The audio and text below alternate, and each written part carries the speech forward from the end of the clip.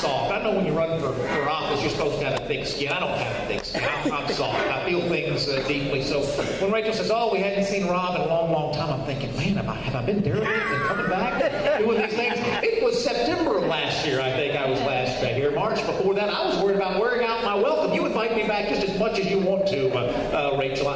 She says primary speaker today. I know we've got Senate candidates walking in the door here soon, so you'll hear the rumble of an entourage come through the back door. And candidly, that's important, right? Because you tell me, I was just talking with Andre, and what I love about Andre is he's, even though he loves me deep down inside, he's not afraid to help train me up. He believes in my potential to be even better, and he always shares that with me, and I'm grateful to him for that. But if we were to take a show of hands around the room about how many folks think the U.S. House of Representatives needs to be trained up, let's see that show of hands. That's a pretty big number. All right, put those hands down. Now let's take a show of hands how many folks think the United States Senate needs to be trained up. Now that is why I am the opening act, and we have a more serious act coming in a little later on, because it's important.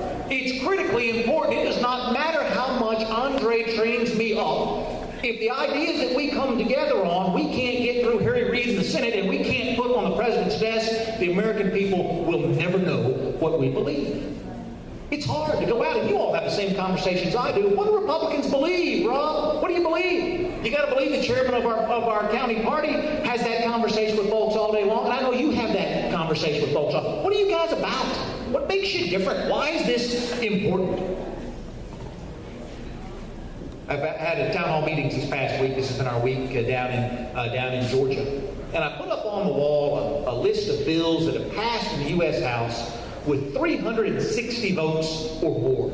That's an 80% vote or more. Right? It takes 218 to pass a bill, so 360. You're talking about something that's not just bipartisan; it's almost unanimous.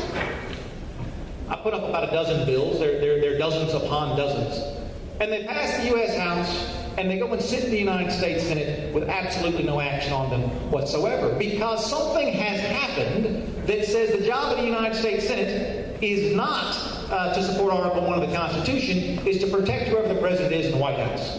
And you know we have all been guilty of that. If we had President George W. Bush here today, he would talk about occasions that the Republicans in the Congress protected him from having to make some difficult and bad veto decisions. That's what has happened. Right? That is the culture in which we live today. I reject that culture. And I'm just curious, because you're the boss, I serve you. Who's with me on that? Who thinks my job is to be a constitutional officer for Article 1 first and a Republican a distant second? Here at the Republican County meeting. We can do this. We can do this. And if we have a Republican Senate, you all know what I know. You know what I know, which is that 52, 53, 54 votes in the Senate, that is not control of the United States Senate. That's just chairman and majority leaders. You've still got to go build bridges, because you've got to find 6, 7 more Democrats to come and get on board in order to break that 60-vote threshold and move some legislation to the president's desk. So it's not as if we take control of the Senate and we start running this country the way we'd like to see it run. What it is like is we take control of the Senate and we start making progress in moving this country in the direction of being the country that we know it can be. Everything's at stake in what goes on here. Have you seen Michelle Munn's commercials? Man, they're good. I want anybody have Photoshop skills? I just want you to put my face right on top of her body. And I want you to put my face up there and listen to the words that come out of my mouth. I agree with absolutely everything her commercial says. But sadly, you may have seen the full version of the commercial. I only see the short version of the commercial. I suspect the full version of the commercial says, and when Georgia sends me to Washington, I'll be voting for Harry Reid for majority leader. Right? I assume that's going to be in there somewhere. That's where she and I would begin to disagree. Not mentioned anywhere in the ad. Critically important. Let me tell you what's happening in the House, some of the things we could move forward. I'll give you one example. It's called the Hire More Heroes Act. Turns out, business people are smart folks, business people want to feed their families, business people want to keep their employees employed, and so a lot of them are worried about going over that 50 employee threshold because they don't want to get thrown into Obamacare pandemonium. Right? Fair enough. Hire More Heroes says, but wait a minute, we have to from overseas. One of the highest unemployment rates in the country among our veterans. So if you hire returning veterans, they're not going to count against your 50-person cap. Oh, good idea. Wow. All right. Hire more veterans, and you don't have to worry about what it's going to do to your health care plan. You don't have to worry about what it's going to do to your expenses. You can actually hire veterans. Because it's the right business decision, the right American decision to make, passed the House 406 to 1. 406 to 1. Who's the one? Nadler. Jerry Nadler. Oh, God, of course. Leave it to Peg to ask who the one is. I don't know who the one is. How far do you think it's moving in the United States Senate? You think it's had a committee hearing yet? Nope. You think it's been scheduled for the floor yet? You think there's any expectation anywhere there that a bill that passed almost unanimously in the hyper-partisan United States House is going to see its day on the floor in the United States Senate? The answer is no. What does the Senate do? That is not good for America. I tell my liberal friends, I say, listen, we're going to take control of the United States Senate this fall. It's going to be a Republican Congress. It's going to be a Democratic president. Now, if you don't like that, I'm willing to make the deal. We can have a Republican president and a Democratic Congress, too. I'm good with that, right? We can make that switch. But divided government lets Americans see who believes what. Who believes what? Folks can't tell what it is we sweat for, what we bleed for, what we work for here, because it never shows up on the president's desk. That's why it matters. I want to take a quick poll here. Let's go back in time 3 weeks if we can. If your candidate was on the losing end of that primary, you might be in favor of going back those 3 weeks. 3 weeks with me. Who was bleeding, sweating, working for Paul Brown in this room? I know there was a crowd of folks, hardcore folks, and I'm grateful to you. Paul won all of the counties in which he represents, right? All the counties in which he represents, just under, and I don't want to underestimate folks' numbers, so I brought them here. 3,700 votes here in Gwinnett County. You look at those hands that goes up. These are some of the finest folks we have in our party working for Paul. 3,700 votes in Gwinnett County. Anybody on the Gingrey team that's here on this side of anybody fighting for Phil here? I know folks were out there fighting for Karen. Who was sweating for Karen out there this time around? Karen, of course, won all of her territories here in this part of the world. Gwinnett, Forsyth, Fulton, top vote getter there. Phil won that part over in the western part of the state that he represents. Who was bleeding and sweating for Jack in this room? folks sweating for Jack. And who was bleeding and sweating for Purdue in this room next time around? Fantastic. That's a table here. It's a Purdue table going on right here in front. 40,000 votes came out of Gwinnett County. 50,000 votes came out of Cobb County.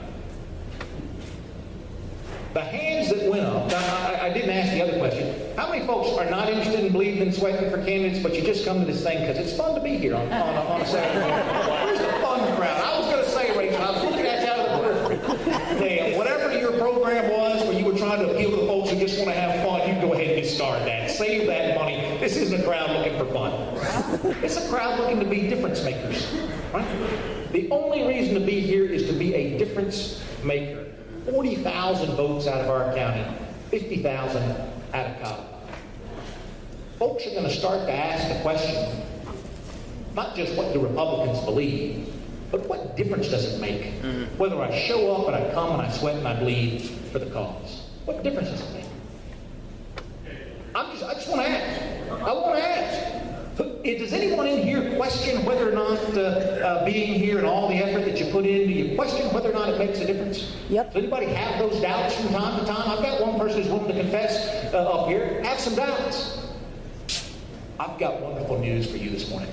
Wonderful news. I have never seen a time in my lifetime that Washington, D.C. and all the people who claim to have the big brains there are watching Georgia to see what Georgia believes and how Georgia sorts it out. I'll take you one step further. I've never seen a time in my lifetime where all the folks who run all the campaigns, who do all the party policy statements have been watching Gwinnett County the way they're watching Gwinnett County right now. Right now. Because we look in Gwinnett County today the way America is going to look in 15 years. And as important as it is that we take the United States Senate this fall, if we lose it 2 years from now, if we never reclaim the presidency again, what difference does it make? We will have delayed our circling of the drain, but we will not have stopped it. What difference will it have made? We are the test bed.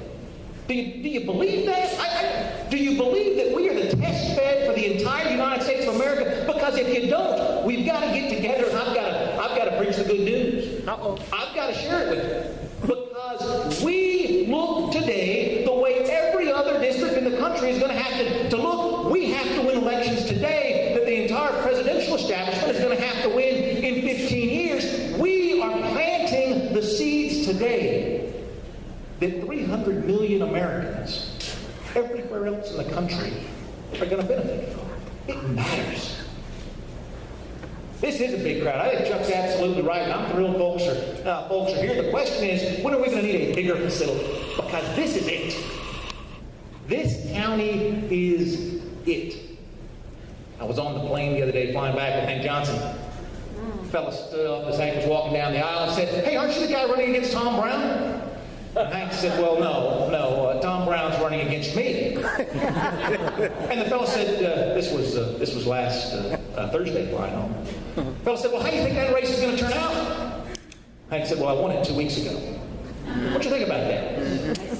Here's a fellow on the plane, knows enough to know who the challenger is in the 4th District congressional race, has no idea an election is taking place. No idea. Guess what? He was going to be a Tom Brown voter, right? You know that was going to be true. He was going to be the voter or the other guy. Didn't even know the election was taking place. Who's with me that we're going to have a higher voter turnout in Gwinnett County for the runoff than we had for the general? Who's with me? You know we are. There is no other opportunity. There is no choice. If you're not with me again, we got to get together. We got to preach the good news. Higher voter turnout in July than we had in May. There is no other option for us. Because I don't need the candidate that can succeed in South Georgia. I don't need the candidate who can succeed in Metro Atlanta. I don't need the candidate who can succeed in insert corner of the state here where there's a homogenous group that's going to turn out to support those folks. I need to elect the candidate who can succeed in Gwinnett County, the most diverse county in the entire state of Georgia, and the county that looks like America's going to look in 15 years. It's got to be us. It's got to be us. Now let me take you to, well, I'm going to take you to Washington, D.C. in just a second. I'm going to take you to Washington, D.C. via the Georgia Manufacturing Expo. Man, I went last year. If you don't know Jason Moss, you need to get to know him. He built this thing. He built it with a dream that said, you know what, if folks have information, right? That guy on the plane didn't have information, and so he couldn't make a difference. Jason says if folks have information about products that are manufactured here, they're going to do those things that support jobs here. Duracell batteries. Which batteries are made right down south of this district, Jason? AAA and 9 volt. Duracell AAA and 9 volt. Next time you're standing around, looking down the sales at Walgreens, thinking about those impulse buys at Kroger, if you're buying Duracell instead of Energizer, you're supporting jobs in Georgia instead of overseas. Mm-hmm. If you're refilling your smoke detector with a 9-volt battery from Duracell instead of Energizer, or instead of one of those off-brands that's there for just a few cents less, you're supporting jobs in Georgia instead of far, far away overseas. How many of you would be willing to spend 10 extra cents to support a job in Georgia on a 9-volt battery you replace once every 4 years? Absolutely would.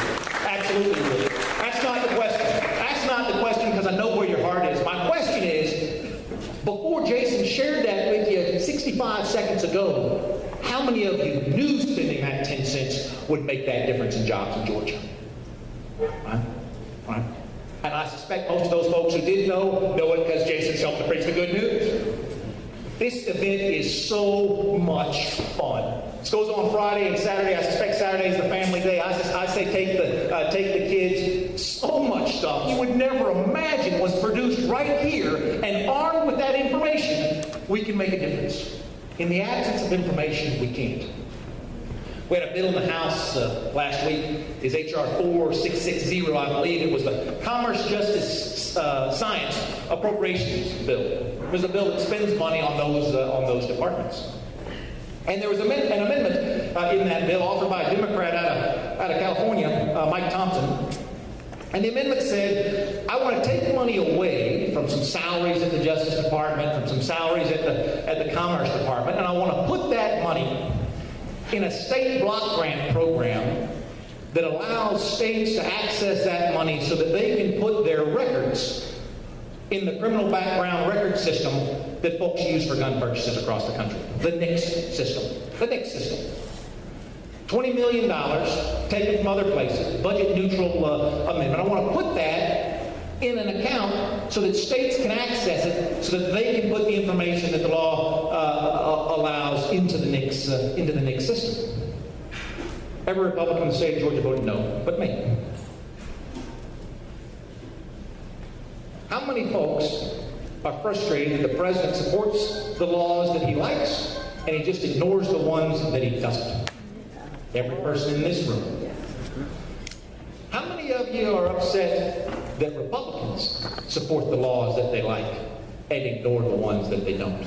Any of you think that the standard ought to be the same? Me too. There was not one amendment on the floor of the House. This was an open rule. Any member could offer any amendment they wanted to at any time. There was not one amendment on the floor of the House that said this background check system that we have as the law currently allows it to function is bad, is evil, is wrong, and we need to defund it. Because what you and I know is that's the only tool we have in the House. The only way we can control this president is to take those bad ideas that he has and zero them out. That's the only tool we have. We're not ignoring it. We're trying to change it. Not one person offered the amendment to zero it out. No one said it was a bad system. No one said it shouldn't happen. No one said we need to do away with background checks as the law allows them to occur today. But there are about $20 million in state requests to input their criminal records into those systems that we have not been able to fulfill. You don't force states to do it. You offer states the opportunity to do it. States can do their own system if they want to. So I supported that amendment. A lot of colleagues, as you can imagine, happens regularly. These are open rules. You have hundreds of amendments that you're voting on. You look up the board and you say, golly, that's a crazy Democrat offering this. I'm voting no, right? They don't even know what's in it. It's a crazy Democrat offering it. How could they possibly have a good idea? Candidly, about 99.6% of the time, that's true. I'm not fussing about it. But in this case, I had a chance to vote to support the law or to ignore the law that maybe I don't like. I can't change Harry Reid's mind. I'm not that persuasive. I'm pretty good, but I'm not that persuasive. What I can do is build a culture of accountability, starting with the voting card that you lent to me. What I can do is to make sure that what we're in the business of is putting Article 1 of the Constitution first, and then Article 2, and then Article 3, and making sure that the rule of law means something. It has to mean something. If we don't like it, we have to change it. We can't just ignore it. Not one of us in here who thinks the best federal law is the broken federal law. A lot of us in here think the best federal law is no federal law whatsoever. Can I get an amen on that, on that case? I can be with you there. But a broken federal law is the worst of all scenarios. And I want to tell you how this relates to us and our freedoms here and why we have to leave. Virginia Tech. Worst mass shooting in modern American times. Had Virginia's mental health records been entered into the NICS system, the fellow would not have been able to purchase his gun legally. Yes, it would have saved lives. That's not the point. The point is, I love my guns. And you can't come to get my guns. No, sir. I love them, and I'm more important than the guns themselves. I love the freedom to have them because it's none of your daggone business. That's right. And when tragedies happen across this country, the vultures begin to circle to steal my freedoms. And those common sense things that prevent the big tragedies from happening that undermine support for those freedoms across the country. Because, folks, it's tenuous. It's tenuous out there. That's why I don't want gun legislation in Washington, D.C. We may win the vote today. We're going to lose it in 10 years in ways we won't lose it here in Georgia. It's a big operation that's happening in Washington. Big operation that happens in reclaiming this country. And the biggest part of it happens right here in this room. We can't have folks in our community asking, does it matter? We can't have folks in our community trying to figure out what folks believe. We have an opportunity to use our community to tell the entire United States of America what Republicans believe. Because what works for Jack Kingston or David Perdue here, the message that inspires people here, the tale that's going to bring everybody out to the polls and have a resounding decision here, is going to be adopted by every single party organization across this country, mark my words. Who are we? It's not an easy question to answer, but I'm glad we get to answer it instead of somebody else in Washington or Omaha or anywhere else trying to answer that question for us and farm that decision down to here. I have the best job in the United States Congress, representing you. There is no better district in the country to represent, and I say that, and I'll end where I began with Andre. I say that because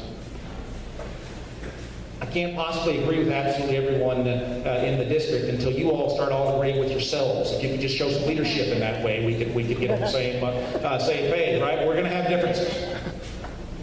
But what we're also going to have is some trust. We're also going to have some conversations. And I'll tell you, many of you sit down at your email and send me an encouraging word from time to time. Rob, keep it up. Rob, thanks for the courage. On and on. I appreciate those. But truthfully, the notes I appreciate even more are the ones who say, Rob, I really disagree with what just happened yesterday. But I believe in you. And I want to tell you why it is I think they made the wrong choice yesterday, and I want to work with you so that we can get on the same page going forward. I'm not worried about the future of this country as long as the folks who care about it stay involved. I'm worried about the future of this country when the folks who care about it get discouraged and give up. Amen. It's not who we are in Gwinnett County, but you wouldn't know it by looking at the primary returns come last May.